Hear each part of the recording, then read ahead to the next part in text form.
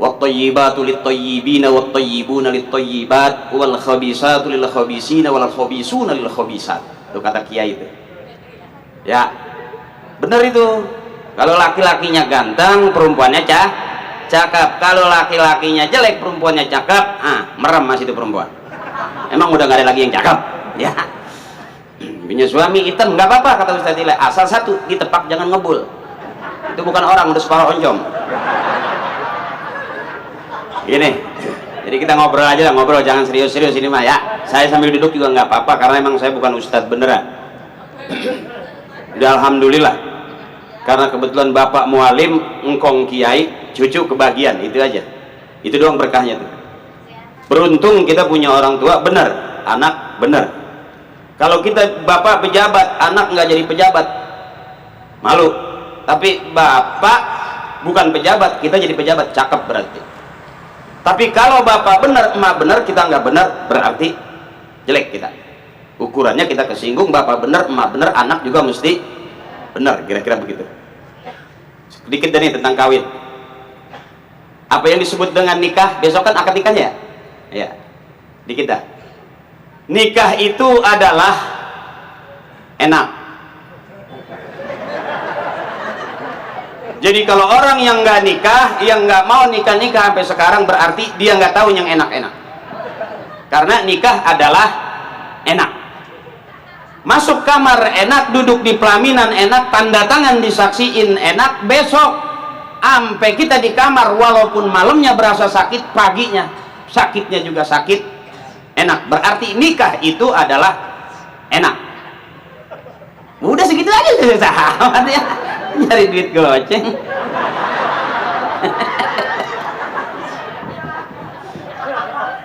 Ini siapa yang bilang ad-dinun nasihah, agama itu nasihat, bukan bisa-bisa akri. Urusan agama mesti ngaji, sekalipun dia preman, sekalipun dia dulu bajingan, kalau dulunya pernah ngaji, tuanya masih paham. Coba deh. Masih kecil rajin ke musola, rajin ke masjid, udah tua ke masjid, sekalipun waktu mudanya dia lupa sama masjid, pulang ke masjid nggak malu. Kenapa? Masih kecilnya udah biasa main di masjid. Makanya kalau punya anak nakal di masjid masih lebih bagus daripada dia nakal di jalanan. Kalau nakal di jalanan resikonya gede, ada motor keserempet motor, ada mobil ketabrak mobil. Tapi kalau nakal di masjid nggak bakal ketabrak motor, paling ketiban beduk. Ya mana ada motor masuk ke masjid. Kira-kira begitu tuh. Makanya apa yang orang tua kata benar, ikutin cara nikah, ikutin cara rumah tangga, jangan cara artis, ikutin cara orang tua. Empuk orang tua mah nggak bakal ketemu sakinah mawaddah warahmah kalau nggak satu tauhid. Nggak sebut kita orang-orang yang agama Islam sakinah mawaddah warahmah, nggak ada. Yang disebut sakinah mawaddah warahmah yang akidahnya, yang tauhidnya la ilaha illallah Muhammadur Rasul. Itu baru mawadah, sakinah, warohmah. Sakinah kalau kata orang Sunda, sakinah sakali teken ngeunah. Gimana aja udah ngomong masa kena-kenanya. Ya. Terus nih, kalau kuda kita ikutin cara orang tua kita, beda sama cara kita. Coba apa? Sekarang kita cari mantu, lihat-lihat dulu udah kerja belum, gajinya berapa ya. Dulu orang tua kita cari yang ngerti agama, cari yang bisa ngaji, cari yang mau ngikut tahlil. Punya mantu rajin ngikut tahlil, mertua nggak bakal susah. Coba apa? Iya, nggak bisa beliin daging, nungguin aja tadi ada yang mati. Ngikut nih tahlilan, lah. Makanya jangan pakai anti tahlil, orang sekarang nggak pantas turunan kita. Makanya disebut itu seakidah, itu benar. Nggak bakal ketemu sakinah mawaddah warahmah, nggak bakal ketemu. Anak yang soleh soleha nggak ketemu. Makanya kenapa kata orang tua, kalau punya orang tua benar, anak bakal nyusul benar. Termasuk kita hidup sampai sekarang karena siapa? Bisa jadi karena orang tua kita, bukan karena kita.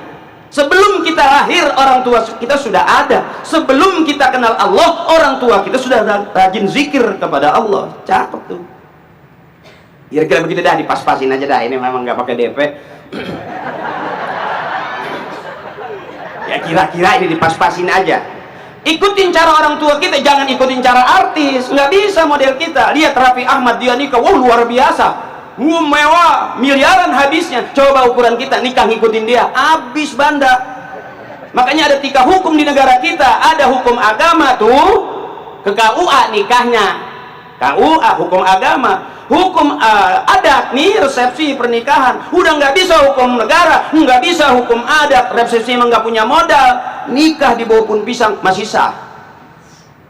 Coba apa? Orang tua kita dulu ada yang rame-rame, di bawah pohon pisang nikah, tetap netes. Sebab apa itu yang disebut nikah? Ada beberapa. Boleh nikah. Yang pertama, sah itu nikah kalau sama-sama orang. Lah kalau yang satu orang, yang satu kunyuk, nggak sah nikahnya. Lama yang satu udah memakai dandan kepakaian gaun pengantin, nungguin bininya turun dari pohon, nggak sah. Artinya apa? Sama-sama orang. Istri menganggap suaminya orang, suami menganggap istrinya orang. Sebab coba lihat, kalau udah marah, hilang itu bahasa manusia. Nggak sedikit suami kesel, ngomong sama bininya, mengkunyuk lu. Ada di tempat saya gitu, mengkunyuk emang susah dibilangin lu, merah. Kalau udah kesel, keluar bahasa itu. Dasar bodohnya laki-laki, sore dia katain kunyuk, itu malam dia pengen kunyuknya pakai juga. Apa kata bini? Tadi gue dikunyuk-kunyukin, sekarang aja gue dipanggil yayang-yayang. Yang bagaimana lagi, emang cuma ada sekunyuk-kunyuknya. Yang pertama akidahnya. Makanya orang tua kita kalau seakidah aman udah, karena ukuran kita biar nggak rajin ibadah, nggak kafir aja udah cakep tuh kata kiai itu. Sebab kita sekalipun kita rajin ibadah belum masuk kategori ahli ibadah. Sembahyang kita pikirannya kemana? Lebih banyak urusan rumah tangga, urusan dunia daripada urusan kita. Ini kira-kira begitu deh. Dipas-pasin aja bang ya, namanya emang ini mah ngomong itu bagaimana sih ya, akal-akalan nyari makan gitu. Kelihatan aja ceramah kayak ustadz, padahal malah lagi nyari DP ninja. Lihat orang tua kita, kenapa saya bilang yuk kita tiru rumah tangganya, rumah tangga orang-orang tua kita. Sabarnya luar biasa. Emak sampai sekarang dia jadi nenek-nenek nggak maksa jadi orang kaya, nggak punya kreditan, nggak punya utang. Coba cek kita di rumah kita, hampir nyaris semuanya. Serumah di dalam rumah itu belum tentu ada yang lunas. Coba pulang ntar lihat motor udah lunas apa belum, masuk ke dalam ada TV, ada kulkas, sudah lunas apa belum, terus ke dapur ada kompor, ada rice cooker, udah lunas apa belum. Nggak usah dijawab. Pagi kita dorong jendela, bunyinya tuh jendela udah paham, kredit. Emang engselnya kering ya. Makanya orang tua kita nggak punya duit tetap curhatnya sama Allah. Makanya kata kiai, tempat curhat yang sebenarnya adalah Allah. Lihat orang tua kita rata-rata senang curhat. Pinter para orang-orang soleh ngerayu Allah. Bangun malam ngerayu Allah, tahajudnya, zikirnya pagi, habis subuhnya, duhanya ngerayu Allah, cakep itu. Makanya orang tua kita nggak maksa pengen kaya. Nggak punya duit pegang dada, la ilaha illallah. Mau masak nggak punya beras, la ilaha illallah. Mau nyuci nggak punya sabun, la ilaha illallah. Mau kondangan nggak punya duit, la ilaha illallah. Sampai suami nggak pulang-pulang, la ilaha illallah. Bapak lupa ya, udah ketahuan banyak urusan nggak pulang-pulang. Tauhidnya orang tua kita luar biasa. Beda. Kita nggak punya duit, bini udah ngomel mulu ya. Coba orang tua kita enggak, diem aja. Ya Allah tuh. Makanya kalau belajar rumah tangga, belajar sama orang-orang tua kita. Cakep. Nggak ada tandingan udah. Pusing, nggak punya duit, la ilaha illallah, hari-harinya karena dia percaya bahwa la ilaha illallah, kata Kiai, Allahu ghaniyun 'amman siwa. Allah maha kaya, semua makhluk butuh Allah. Jadi kalau punya kita jadi bini, Pak, benar kata Ustaz Sile, kalau saya nambahin doang udah, yang rajin ibadah cakep dah. Cuman kita serajin-rajinnya kita belum masuk kategori ibadah. Allahu Akbar dalam sholat kita sebut Allahu Akbar, Allah maha besar. Tapi begitu kita sholat, Allah ternyata enggak besar. Yang lebih besar adalah urusan kita, rumah tangga kita, kebutuhan kita. Allahu Akbar dalam sholat kita sebut banyak ucapan Allahu Akbar, tapi isi dari sholat kita ternyata Allah tidak banyak, masih lebih banyak urusan dan persoalan hidup kita. Jadi enteng-enteng aja. Makanya orang tua kita mah dulu nggak takut punya anak banyak. Kalau kita kan punya anak 1, 2 kelar udah. Mau bunting lagi, ngitung dulu, ngitung ntar berapa duit buat lahirannya, biaya sekolahnya. Dulu emak kita anaknya masya Allah sampai 13. Emak saya anaknya 13. Nggak pernah takut susah. Emang susah udah turunan. Apa yang ditakutin? Emak susah, bapak susah, kakek susah, nenek susah, sampai kita susah juga. Emang udah kompak sama kita. Ternyata mendingan susah. Aman, nggak diudak-udak orang. Masuk juga mati, malaikat nanyanya, dari mana uang kamu, kemana kamu belanjakan? Emak jawabnya empuk, ya Pak Malaikat duit dari mana? Yang bangun tidur punya duit 50.000, begitu bangun tidur gitu dong, breng pagi, nah cabai terasi bawang, sayur bening. Besok begitu lagi cabai terasi bawang, sayur bening. Sampai saking beningnya itu sayur ditaruhin ikan cupang hidup. Bukan susah belangsak, makanya beruntung kalau punya mantu, punya ya, suami rajin ngikut tahlil, cakep. Saya emang nggak berani bidahin tahlil kayak orang-orang. Sebab tahlil itu la ilaha illallah. Kalau orang nggak suka tahlil berarti bisa kafir katanya. Ya saya belajar, yang udah mati, yang belum mati kirimin Fatihah. Cuma ilaruhi bapak ini bin bapak itu bin bapak ono, bapak ini bapak itu bapak ono, no Al-Fatihah. Ya kan belum mati. Kita latihan. Makanya anak-anak muda jangan ikut-ikutan. Sekarang kan banyak banget aliran, jangan kata aliran yang benar, yang sesat aja rame diikutin. Ya, makanya hati-hati banget ya. Biarin kita dikatain bego, dikatain tolol, biarin. Mendingan tolol, selamat daripada pinter kejeblos. Tuh orang tua kita, biarin pura-pura susah aja. Emang udah dari sononya susah. Dari uratnya udah kelihatan. Jangan maksa pengen kaya. Tapi pada saat kita sudah akur, udah aman, nggak akan ketemu yang jelek-jelek. Kalau landasannya udah la ilaha illallah Muhammadur Rasulullah, dah ketemu tuh sakinah, mawaddah, warahmah. Kalau saya bukan lagi sok ngerti, bukan. Itu tadi, agama itu nasihat. Kalau acara perkawinan saya berani suruh ceramah, tapi kalau acara kematian belum berani. Kalau acara perkawinan kan kita udah ngalamin nikah, makanya berani ceramah. Kalau acara kematian nggak berani, saya orang belum pernah mati sih. Dan bukan berarti kalau orang yang nasihatin perkawinan itu berarti orang yang udah paham rumah tangga aja bagus, rumah tangga aja belum tentu. Ada orang begitu ribut mulu suami istri, dia curhat sama kiai, bagaimana sih saya sama bini saya berantem mulu. Besok begitu lagi, datang keduanya, kiai bagaimana sih, nggak ketemu kiainya, gimana ya, api baru aja kesel kabur dari rumah. Ternyata persoalan hidup, persoalan perkawinan, persoalan rumah tangga nggak semuanya sama kita. Ke kiai pun juga udah biasa. Yayang-yayangan pertama ke sonoin mah belum tentu habis urusan sama ambak-ambakan kemana aja. Tuh, tamak. Jadi sekarang bagaimana caranya kita supaya ke depan jadi manusia rumah tangga yang lebih baik? Tiru orang-orang tua kita, tiru cara hidup rumah tangga orang-orang tua kita. Sabarnya luar biasa.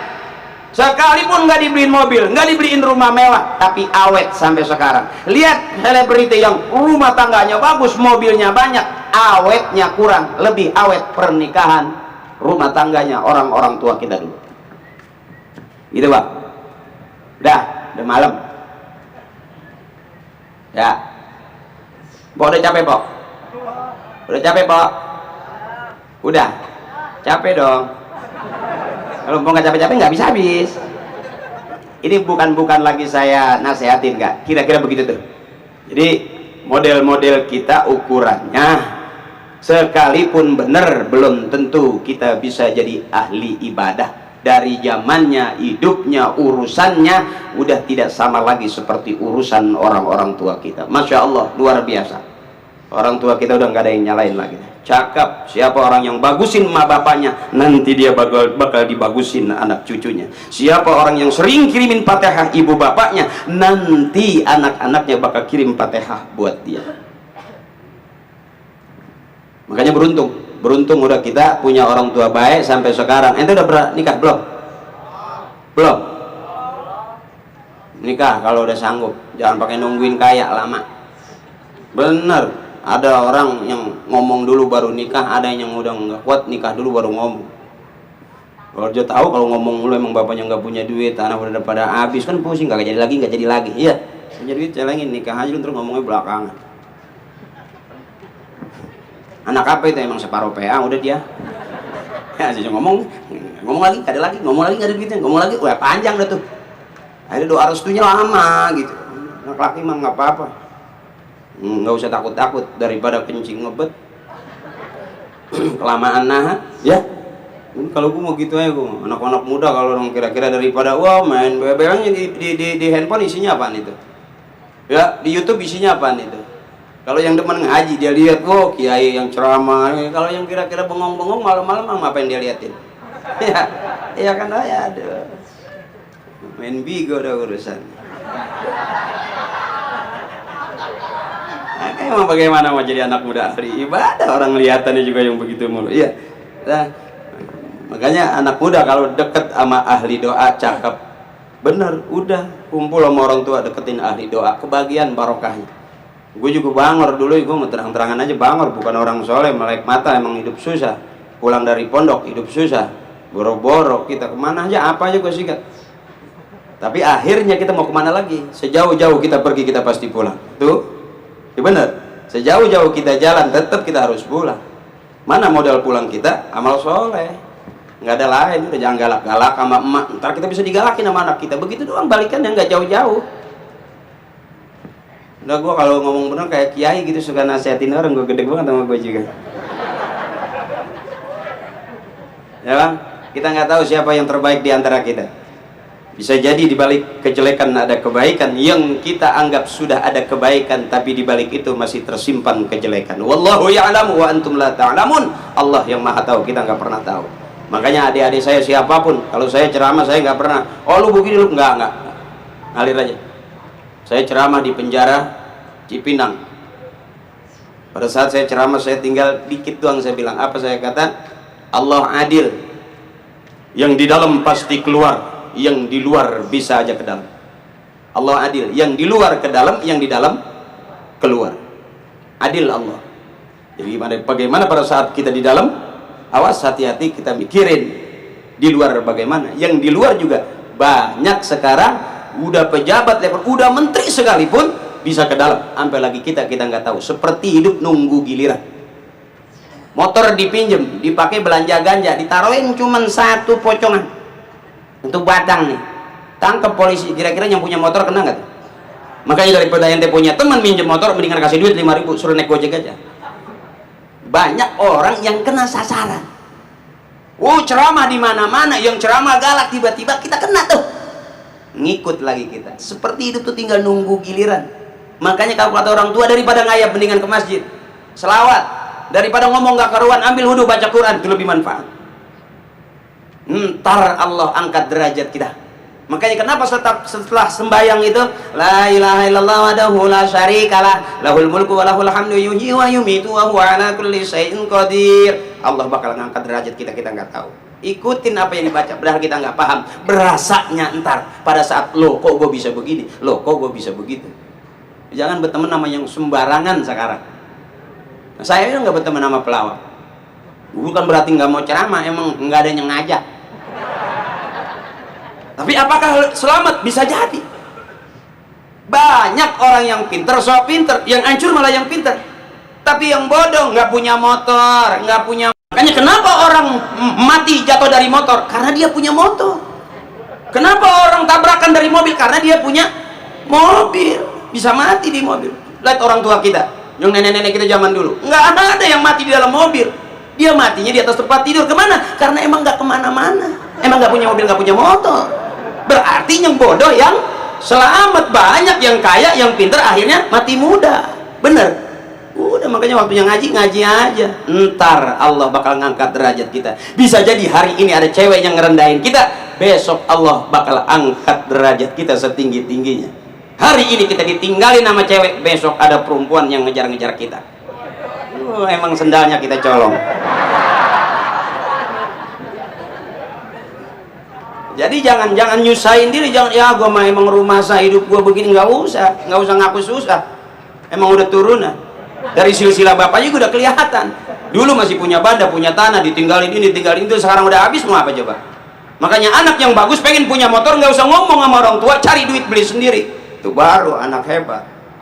Jangan mau punya motor jual tanah, mau punya mobil jual tanah, mau punya jual kontrakan, habis itu tanah tinggal meteran doang. Bener kontrakannya banyak. Wow, mau punya motor jual sepintu, punya mobil jual 2 pintu. Mau kawin jual 3 pintu. Akhirnya tuh kontrakan tinggal jendela doang. Ya pintunya habis dijualin. Siapa orang mau kontrak rumah enggak ada pintunya. Bener. Tuh. Makanya akal pakai banyakin, biar ilmu sedikit akal banyakin. Gue ilmu gue dikit, undang ceramah gue datang aja. Ya kan, apa aja gue akalin. Lah persaingan ketat katanya. Orang ganteng banyak, orang pinter banyak, orang kaya banyak. Tapi orang ganteng biasanya pakai kegantengannya. Orang kaya biasanya pakai duitnya. Entahnya nggak punya kaya, nggak punya ganteng, akalnya pakai. Tuh, kalau ngelancong begitu. Yang ganteng bawa mobil, ya, yang ganteng bawa ninja. Lu nggak usah bawa apa-apa. Tapi yang begitu pada pulang, lu temuin emaknya, lu gegemin 50.000. Itu yang berasa. Yang bawa ninja nggak bagi duit, yang bawa mobil nggak bagi duit karena merasa mobil ketiga. Entah lu emang bawa sendal doang, mana putus sebelah. Tapi 50.000-nya itu sama cium tangan bolak-balik itu modal tuh. Akhirnya apa? Biarin neng, dia nggak punya motor, nggak punya mobil, tapi emak cocoknya sama dia. Ngaji dia bisa tuh, ngaji dia pinter, sembahyang rajin. Ntar kalau gua nggak ada umur siapa yang ngajiin? Tuh emang lu sering ikut tahlil, cakep, ya kan? Pulang bawa berkat, ada buah, kasih mertua girang nggak? Coba yang pulang dari kantor mah enggak ngasih berkat, emang pulang udah capek, garasi masuk mobil udah pulang tidur. Coba yang bisa tahlil doang mah berkat itu sampai jeruk jo gosok-gosok sampai kelimis banget buat mertuanya. Itu makanya jadi orang susah jangan rendah diri. Bisa jadi yang susah bakal Allah angkat derajatnya, bisa jadi yang udah kaya Allah bakal jatuhkan tuh kekayaannya, hancur. Nggak lama kok. Yang dulunya teman kita, tetangga kita, buat tanahnya banyak, rumahnya banyak, sekarang habis ya. Makanya mendingan susah dulu baru senang, daripada senang dulu baru susah. Nah kalau sekarang kita sekarang susah, besok susah, nggak usah marah, emang udah turunan susah ya. Makanya sekarang ukuran yuk ditanya kerja di mana, kalau ngapel kan gitu. Mertua sekarang nih, empom-empom sekarang lebih seneng ngelihat satu bawa ninja, ya kan, masuk deh, ada tuh sushi di dalam, ya, entak yang bawa kain sarung, no dijemput ngaji, no jemput ngaji bahasanya, bener. Coba lihat ntar mak, yang pakai kain sarung, yang bakal nungguin kita nggak ada umur, kita lagi sakit, Al-Fatihah, neng, gua belum mati, nggak apa-apa mak, Fatihah, doain, tuh, cakep nggak? Cakep mak, jangan pakai ditanya kerja di mana, gajinya berapa, udah punya rumah belum, anak keberapa. Entak yang bawa motor aja masuk deh, motornya ganti lagi besok, wah Jakarta orang kaya nih, nggak taunya Gojek, makan dah tuh ya. Biarin, nggak usah dandanin muka biar ganteng, nggak usah, ini aja rapihin. Lihat orang-orang soleh rumah tangganya pinter ngerayu Allah, pagi sore siang malam, punya mertua rajin ngerayu Allah, punya emak rajin ngerayu Allah, aman udah kita, kebagian doa orang-orang soleh. Coba udah bapak jarang di rumah, emak juga nggak jelas, kita mau kemana coba? Ke rumah teman juga nggak ngaku, asal mampir ke rumah orang, nasi habis, rokok habis, gara-gara kita nggak ada teman kan. Akhirnya ikutin kiai, mendingan duduk dekat kiai, itu makanan paling cakep, paling pinggir, udah pisang petot, jeruk udah embak, nggak ada bakal ketemu yang cakep-cakep. Makanya kembali lagi, mudah-mudahan kita termasuk orang-orang yang satu akidah kita tetap kita pertahankan. Itu aja dulu, karena rumah tangga yang sakinah, mawaddah warahmah, yang berlandaskan pada kalimat tauhidnya la ilaha illallah Muhammadur Rasulullah. Banyak orang yang maksa pengen kaya, dia tinggalkan tauhidnya, kekayaan enggak lama pok. Kalau empok pengen kaya, cari mantu, biarin kaya, yang penting hebat, enggak usah saat seiman juga, benar. Begitu empok kawinin rumah tangga anak empok, bener kaya, tapi dunia doang, akhirat nggak dapet apa-apa. Kalau hari ini kita maksa pengen punya mantu yang kaya tapi dapat juga yang susah, alhamdulillah, karena kita juga memang bukan orang kaya. Jadi kumpul, nggak mantu, nggak anak, nggak cucu, semuanya kumpul, labelnya di rumah orang susah. Tapi sesusah-susahnya kita masih tetap cakep hidup di zaman sekarang. Dah, jangan panjang-panjang dah. Udah capek Ustadz Tile, udah, saya udah, malam juga udah, Masya Allah udah jam 12:30. Enggak, kan jam saya rusak. Nah, yang penting barang-barang kita supaya kita kebagian barokah dan rumah tangga daripada orang-orang tua kita. Mohon ikhlas kiai, mohon ikhlas guru, mari sama-sama bareng-bareng kita. Mudah-mudahan akidah kita yang menyelamatkan kita. Kenapa? Dunia dan seisinya ada dalam kalimat tauhid kita, la ilaha illallah Muhammadur Rasulullah. Kita dan dalam kehidupan semua urusan kita ada dalam tauhid kita, la ilaha illallah Muhammadur Rasulullah. Bareng-bareng, la ilaha illallah, la illallah, la ilaha illallah Muhammad. Lagi, la ilaha illallah, la ilaha illallah liridaillahi ta'ala wa bisyafaati rasulillah wa barakati du'a abina wa ummina wa ustazina ila man ajazani wa syekhi masyayikhihi al-fatihah. A'udzu billahi minasyaitonir rajim. Bismillahirrahmanirrahim. Alhamdulillahi rabbil alamin arrahmanir rahim maliki yaumiddin. Iyyaka na'budu wa iyyaka nasta'in. Ihdinas siratal mustaqim. Siratal ladzina an'amta 'alaihim ghairil maghdubi 'alaihim waladdallin. Rabbi ighfir lana wa liwalidina wa lijami'il muslimina wal muslimati amin. Nah, itu saja dari saya, kurang lebihnya doanya ada. Ustadz kita, guru kita, kita tabarukan ya, orang-orang tua kita sama guru-guru kita. Mudah-mudahan kemana lagi kita bergandeng kalau bukan dengan orang-orang tua kita. Mohon maaf saya ceramah belum bisa ngeluarin ayat. Kenapa? Karena emang belum hafal. Jadi kurang lebihnya mohon ikhlas. Mudah-mudahan keikhlasan itu jadi tambah amal ibadah buat kita semuanya. Amin. Emak sehat, abang sehat ya. Emak sehat, bapak sehat, anak-anak sehat. Sehat yang manfaat buat ibadah. Amin. Doain saya juga. Kita bukan apa-apa, kita nggak tahu rahasia Allah yang terbaik di hadapan manusia, belum tentu dia menjadi yang terbaik di hadapan Allah. Mudah-mudahan audisi ini mengingatkan kita, hidup bakal pulang dan modal pulang kita falyamal amalan sholiha, beramal soleh, berbuat baik. Mudah-mudahan anak-anak kita baik, ibu bapak kita baik, semuanya baik, yang kita makan baik, dunia kita ketemu kebaikan, akhirat kita ketemu kebaikan, karena surga hanya ditepuh dengan jalan kebaikan. Itu saja yang dapat saya sampaikan, kurang lebihnya mohon maaf, mohon ikhlas, seikhlas-ikhlasnya. Sekali lagi mudah-mudahan keikhlasan itu jadi tambah amal ibadah buat kita semuanya. Badiru bil a'malis shalihah wa rafa minkum. Assalamualaikum warahmatullahi wabarakatuh.